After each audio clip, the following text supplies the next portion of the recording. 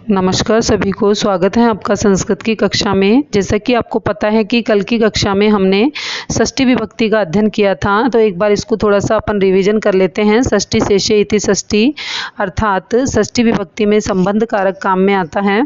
यतस्य निर्धारणम, अर्थात बहुत सारों में से किसी एक को सेलेक्ट किया जाए, वहाँ पे षष्ठी विभक्ति होती है। वहाँ पे षष्ठी विभक्ति होती है। अधे, अधे का अर्थ होता है नीचे। वृक्ष से अधे बालकः शेते, वृक्ष के नीचे बालक सोते हैं। ऊपरी, ऊपरी पढ़ा था अपन ने। पुरः पढ़ा था अपन ने। समक्षम पढ़ा था। समीपम पढ़ा था। मध्य, कृते, अंतः इत्यादि के योग में षष्ठी विभक्ति होती है। और अधिक अर्थ देशा में, अर्थात स्मरण करने की, जो करने के साथ में भी कर्म में षष्ठी विभक्ति होती है, जैसे बालक अपनी माता को याद करता है। और कृति कर्मणे कृति, अर्थात कृदंत शब्द, अर्थात जिसके अंत में कृत प्रत्यय, त्रच प्रत्यय या ध्य आदि लगते हैं, ऐसे शब्दों में कर्ता और कर्म में षष्ठी विभक्ति होती है। ऐसे में कर्ता और कर्म में कौन सी विभक्ति होती है? षष्ठी विभक्ति। देखिए, अब इसको देखें आराम से, थोड़ा ध्यान से देखें। अधिगत्यार्थ देशा में, अर्थात स्मरण करने की जो धातुएं होती हैं, स्मरण करने की धातुओं के साथ में कर्म के योग में षष्ठी विभक्ति होती है। कर्म के योग में कौन सी विभक्ति होती है? षष्ठी विभक्ति होती है। जैसे बालकः मातु स्मृति, बालकः मातु स्मृति, अर्थात बालक अपनी माँ का स्मरण करता है। ऐसे ही कृत्री कर्मणि, कर्मणों, कृत्री कर्मणों, कृति अर्थात कृदंत शब्द, अर्थात जिसके अंत में कृत प्रत्यय या त्रच, कृत प्रत्यय त्रच या त्रय, और अच, अच का बचता है ए, और ध्य, ध्य का बचता है ए, और लुट का बचता है अन। ये सारे प्रत्यय हैं, है ना। तिन का बचेगा ती, और नवुल का बचेगा अक आदि रहते हैं। तो ऐसे शब्दों के कर्ता और कर्म में षष्ठी विभक्ति होती है। जैसे शिशो, शिशो रोदनम, बच्चा रोता है। जैसे शिशो रोदनम, बच्चा रोता है। शिशो रोदनम, बच्चा रोता है। कालस्य गति, कालस्य गति इत्यादि शब्दों के योग में भी षष्ठी विभक्ति होती है। ठीक है, इनको थोड़ा ध्यान रखेंगे कि किन किन के योग में षष्ठी विभक्ति होती है।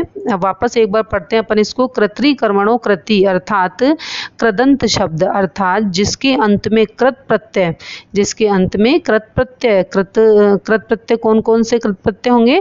त्रच है, अच है, ए, ध्य है, लुट है तथा अन है। लुट में अन और तिन में ती, नवुल में अक आदि शेष रहते हैं। ऐसे शब्दों के कर्ता और कर्म में षष्ठी विभक्ति होती है। ऐसे शब्दों के कर्ता और कर्म में कौन सी विभक्ति होती है? षष्ठी विभक्ति होती है। ठीक है, कौन सी विभक्ति होती है? षष्ठी विभक्ति होती है। यथा शिशु रोदनम, बच्चा रोता है। कालस्य गति, काल की गति अर्थात समय की गति इत्यादि के योग में कौन सी विभक्ति होगी? षष्ठी विभक्ति होगी। ठीक है, अब नेक्स्ट देखिए। नेक्स्ट क्या है? कतस्य च वर्तमाने, कतस्य च वर्तमाने, भूतकाल का वाचक कत प्रत्यांश शब्द जब वर्तमान के अर्थ में प्रयुक्त होता है, तब वहाँ पर षष्ठी विभक्ति होती है। जैसे अहमेव, मैं तो मही पते, जैसे मान लीजिए भूतकाल का वाचक है, ठीक है, जो कत प्रत्यय। भूतकाल का वाचक कौन है? कृत प्रत्यय। भूतकाल का वाचक है कृत प्रत्यय है। जैसे कृत प्रत्यांश शब्द जब वर्तमान के अर्थ में प्रयुक्त होता है, वर्तमान के अर्थ में प्रयुक्त होता है, वर्तमान के अर्थ में प्रयुक्त होता है, तब वहाँ पर षष्ठी विभक्ति होती है। जैसे अहमेव मतो महिमते, अहमेव मतो महिमते, इन शब्दों के योग में कौन सी विभक्ति होती है?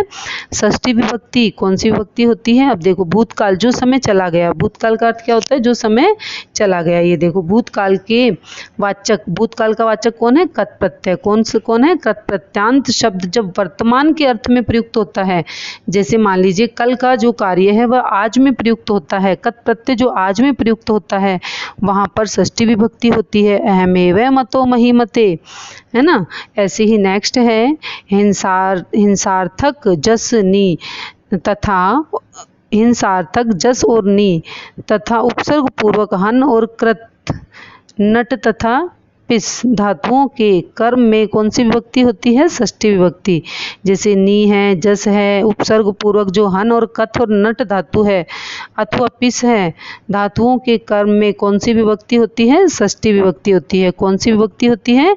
षष्ठी विभक्ति होती है। देखिए कौन सी विभक्ति होगी इसमें? षष्ठी विभक्ति। जैसे बधिकस्य, नटीतुम, क्राथितुम वा, ठीक है। ऐसे ही अपराधीनय, निहंतुम, हृतुम, और प्राणिहंतुम वा, है ना। जो भी अपराधी हैं उन्हें सही प्रकार की सही सही सज़ा मिलनी चाहिए, सही सही सज़ा मिलनी चाहिए। और इसी प्रकार से जो अपना जो नेक्स्ट और होगा टॉपिक, उसको हम नेक्स्ट कक्षा में पढ़ेंगे।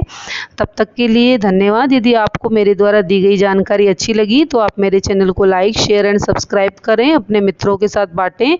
ये वीडियो छोटे छोटे इसलिए बनाए जा रहे हैं जिससे कि आपको बहुत ही इजी गोइंग समझ में आ जाए, क्योंकि ये कठिन है थोड़ा सा, इसलिए बहुत ज़्यादा एक बार में हम नहीं पढ़ेंगे। इससे रिलेटेड कोई जानकारी चाहिए तो आप मुझे कमेंट के माध्यम से पूछें। आप मेरे चैनल को लाइक, शेयर एंड सब्सक्राइब करें, अपने मित्रों के साथ बांटें। जय हिंद, जय भारत, नमस्कार।